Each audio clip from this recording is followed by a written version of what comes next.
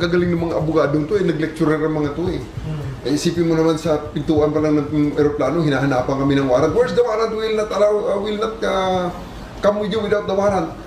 Eh, sabi ko nga sa mga abogado doon, Chair, tagal-tagal ko ng pulis na nile-lecturean nyo. Ang tagal-tagal na rin akong nanonood ng mga nakikinig sa inyo habang nag-lecture kayo. At ang dami nababasa ko yan, sir, sa mga posters na ginagawa natin. Sa rights of the accused na mga poster na pinalabas mismo ng CHR, pinalabas ng mga human rights groups. Pag umaresto ka ng tao, pag inaresto ka ng pulis, pwedeng hindi dala ng pulis ang warrant mo. Pwede. Sasabihin lang ng pulis kayo, uy, arestado ka, may warrant ka. Nasaan ang warrant? Doon sa estasyon, halika na. That's perfectly legal. Ngayon sasabihin nila, hindi sila sasama pag walang